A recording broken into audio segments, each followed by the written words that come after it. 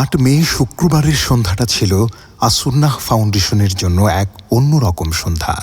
এদিন ইসলামী জীবন জিজ্ঞাসায় তাড়িত ৪ শতাধিক নারী পুরুষের উপস্থিতিতে মুখর হয়েছিল আসুন্নাহ ফাউন্ডেশন অডিটোরিয়াম। ইসলামী লাইভ অনুষ্ঠান সরেই সমাধানের ৩০০তম পর্বপূর্তি উপলক্ষে দর্শকদের সরাসরি অংশগ্রহণে এদিন আয়োজিত হয় সামনাসামনি প্রশ্নোত্তর অনুষ্ঠান। তবে অনুষ্ঠানটি শুধু প্রশ্নোত্তর পর্বেই সীমাবদ্ধ থাকেনি, বরং প্রশ্নোত্তরকে ঘিরে পরিবেশিত হয় বিভিন্ন নান্দনিক উপস্থাপনা।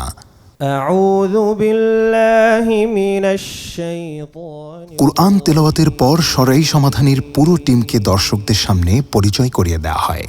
এ সময় ফাউন্ডেশনের প্রথম ২ কর্মী আজিজ আহমদ ও মাহদি হাসানকে সম্মাননা দেয়া হয়। সরাই সমাধান টিমের পক্ষ থেকে সম্মাননা ক্রেস্ট দেয়া হয় ফাউন্ডেশনের চেয়ারম্যান শাইখ আহমদুল্লাহকে। এরপর সরাই সমাধান অনুষ্ঠান শুরু করার গল্প বলেন ফাউন্ডেশনের সাধারণ সম্পাদক সাব্বির আহমদ। তো আপনারা একটু আগে দেখলেন এজাজ, মাহাদি, ওরা কিন্তু আসলে এর আগে কোনোদিন এই পেশায় ছিল না। যেহেতু শাইখের সাথে কথা হয়েছে যে আমরা এরকম কিছু করব, ভিডিও এডিটিং, লাইভ এগুলো করব, এদেরকে আমরা গ্রাম থেকে নিয়ে আসলাম। নিয়ে আইসা পেটে ভাতে যে ঠিক আছে তোমরা ভিডিও এডিটিং শিখো, এগুলো শিখো, আমরা এগুলো করব। তো ওদের কোর্স ফি দিয়ে দিছি আমরা, আর হইলো থাকা খাওয়ার ব্যবস্থা করে দিছি, কোনো বেতন নাই। এইভাবে ওরা শুরু করছে। এরপর আমরা একটা গ্যারেজের ভিতরে বেজমেন্টে গ্যারেজের এক কোণা ভাড়া নিলাম ৮,০০০, ৮,৫০০ টাকা এরকম ভাড়া নিলাম, যে ঠিক আছে স্টুডিও করার জন্য। ওরা যেহেতু ২ জন নতুন কর্মী, ওরাই এডিটিং করতো, ওরাই হইলো যাইয়া ক্যামেরা করতো, ওরাই লাইট ঠিক করতো, আবার ওরাই গাড়ি চালাইতো। এই ২ জন মানে ওদের সবই করতো ওরা ২ জন। এছাড়া ২ জন বিশেষ দর্শককে পুরস্কৃত করা হয়। সেই সাথে কয়েকজন দর্শকের অনুভূতিও নেওয়া হয়। এক ফাঁকে দেখানো হয় সরাই সমাধান সংশ্লিষ্ট বিশেষ ডকুমেন্টারি। ৭ বছর আগে শুরু হওয়া এই লাইভ অনুষ্ঠানের প্রথম প্রশ্নকারী ছিলেন একজন নারী, তিনি উম্মে হানি। সম্মাননা জানানোর জন্য অনেকভাবে চেষ্টা করেও আমরা তার সাথে যোগাযোগ করতে পারিনি। ৩০০ পর্বের মাইল ফলক স্পর্শ করা সরাই সমাধান অনুষ্ঠানের শুরুর পথচলা মোটেও মসৃণ ছিল না।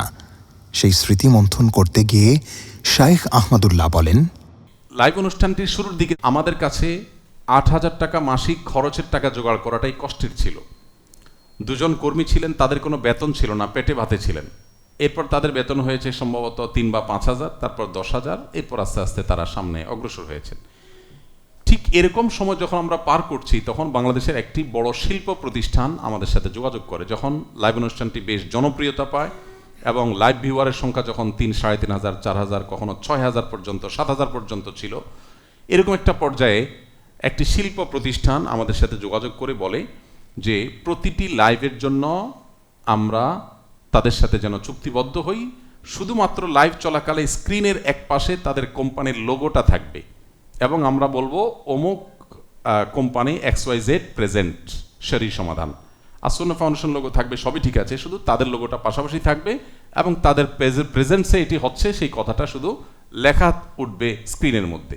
এটুকুর বিনিময়ে একটা পর্বে, ১ ঘন্টার একটা পর্বের বিনিময়ে তারা আমাদেরকে ২ লক্ষ এবং মাসে ৮ লক্ষ টাকা দেওয়ার প্রস্তাব দেয়। আমরা বিনয়ের সাথেই সেই প্রস্তাবকে ফিরিয়ে দেই সেই কঠিন সময়। কারণ আমরা আমাদের দর্শকদেরকে এই লাইভ অনুষ্ঠান থেকে কোনো পার্থিব সুবিধা আমরা নিচ্ছি সেরকম বার্তা আমরা দিতে চাই না, আদতে আমরা সেটা নেইও না। লাইভে প্রশ্নোত্তর দেওয়ার অনুপ্রেরণা কোথা থেকে এলো সে প্রসঙ্গে শাইখ আহমদুল্লাহ বলেন, এই যে অনলাইনে মানুষের প্রশ্নের উত্তর দিতে হবে, দিনই জিজ্ঞাসার জবাব দিতে হবে, এটি মূলত আমি পেয়েছি শেখ মোহাম্মদ সালেহ আল মুনাজ্জিদ হাফিজাহুল্লাহর কাছ থেকে। বাংলা ভাষাভাষীদের মধ্যে যিনি আমার এই ক্ষেত্রে প্রেরণার ভূমিকায় ছিলেন, তিনি ছিলেন ডক্টর খন্দকার আব্দুল্লাহ জাহাঙ্গীর রহমতুল্লাহ আলাইহি। এই লাইভ অনুষ্ঠানই ফাউন্ডেশনের প্রথম কোনো আনুষ্ঠানিক কার্যক্রম। শাইখ আহমদুল্লাহর স্মৃতিচারণে উঠে আসে সে প্রসঙ্গ। সবশেষে উপস্থিত দর্শকদের জীবন ঘনিষ্ঠ প্রশ্নের উত্তর দেয়া হয়। প্রশ্নোত্তর পর্বের পর দর্শকদের সাথে মোলাকাত এবং ইশার সালাতের মাধ্যমে শেষ হয় এই আয়োজন।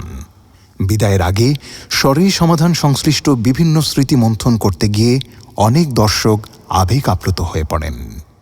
ইসলামী প্রশ্নোত্তরকে ঘিরে ৪ শতাধিক মানুষের এই আনন্দঘন উচ্ছ্বাস আগামী দিনের পথ চলায় আমাদেরকে বারবার অনুপ্রাণিত করবে।